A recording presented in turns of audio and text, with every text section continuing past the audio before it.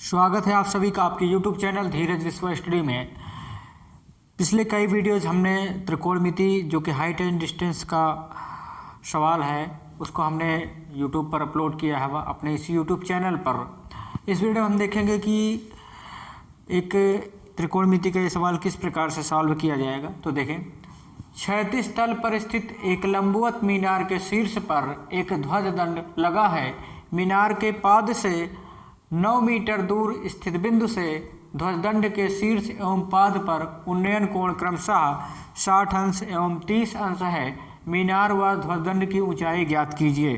ठीक है, तो देखिए ये जो है एक मीनार है, BC क्या है, एक मीनार है और इस मीनार के ऊपर एक यहाँ से C बिंदु से D बिंदु तक एक ध्वज दंड लगा हुआ है। इसका नाम ध्वज दंड, ये ध्वज दंड है और मीनार के पाद से, ये मीनार का ये आधार है, यहाँ से 9 मीटर दूर स्थित बिंदु से यहाँ से और यहाँ तक 9 मीटर दूर स्थित बिंदु जो कि बिंदु A है, वहाँ से दंड के शीर्ष व पाद पर उन्नयन कोण क्रमशः 60 अंश एवं 30 अंश है।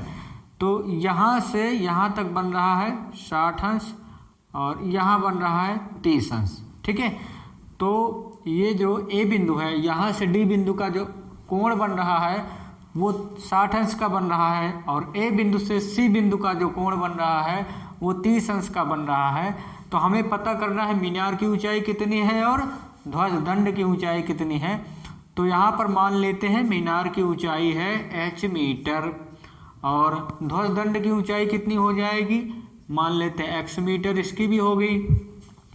और मीनार के आधार से और A बिंदु तक के बीच की दूरी कितना है, 9 मीटर है। तो हमें ध्वज दंड की लंबाई पता करना है और मीनार की ऊंचाई पता करना है। ठीक है, तो चलिए देखते हैं त्रिभुज ABC में। त्रिभुज ABC में देखेंगे तो यहाँ पे क्या है, हमें क्या पता करना है, लंब पता करना है। तो निश्चित रूप से यहाँ पे tan थीटा का यूज किया जाएगा, मतलब लंब बटा आधार का यूज किया जाएगा। ठीक है, तो यहाँ पे हम यूज करते हैं tan 30 अंश बराबर, क्योंकि यहाँ पे जो त्रिभुज ABC है इसका जो कोण बना हुआ है वो 30 अंश का बना हुआ है। ठीक है, तो लंब बटा आधार, लंब कितना है, लंब है BC और आधार कितना है, AB है। तो BC की ऊंचाई हमने h मीटर माना हुआ है और AB की जो लंबाई है वो है 9 मीटर।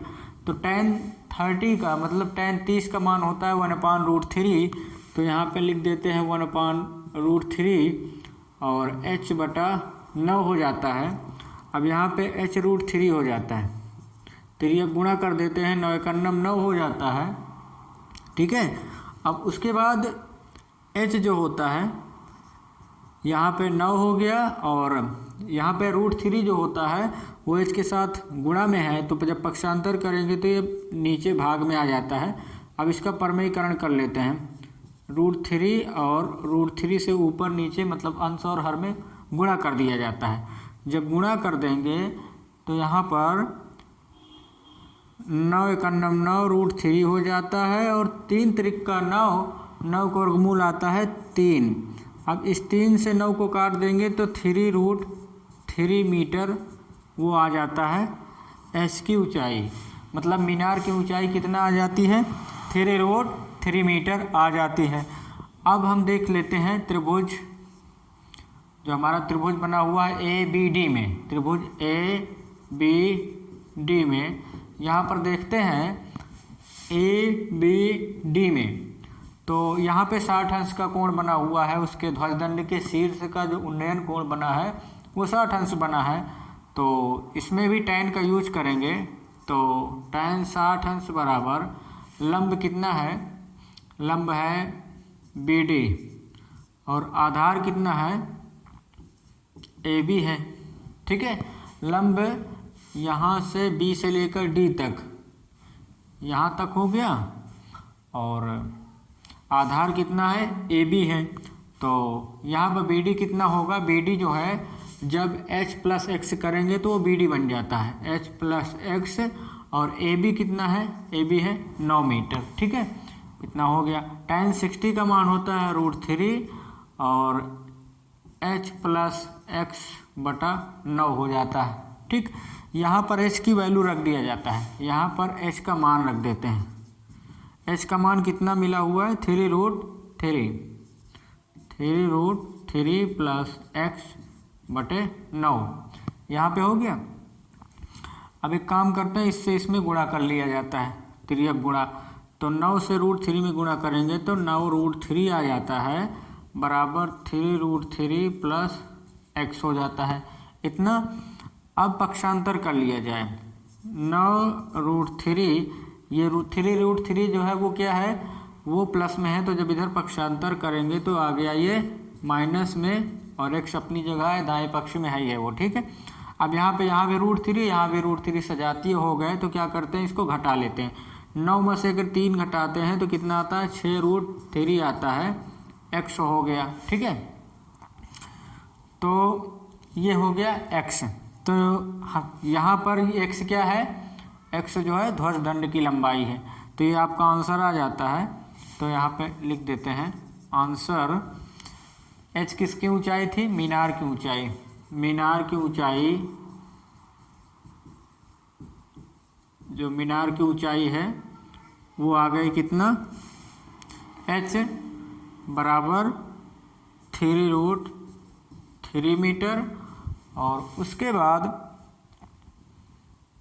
इसकी ध्वजदंड की ऊंचाई,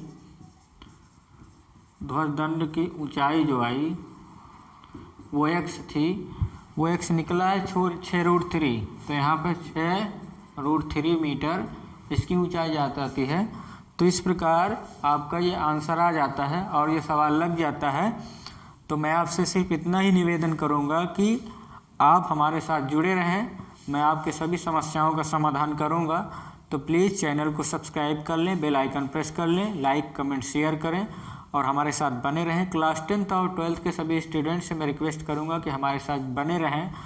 और अगर आपको इंग्लिश ग्रामर पढ़ना है, क्लास 12th 11th और 10th की साइंस पढ़ना है, तो हमारे इसी यूट्यूब चैनल पर आपको वो वीडियो जो उपलब्ध हैं आपको मिल जाएंगे, आप देख सकते हैं। मिलेंगे अगले वीडियो में, तब तक के लिए जय हिंद।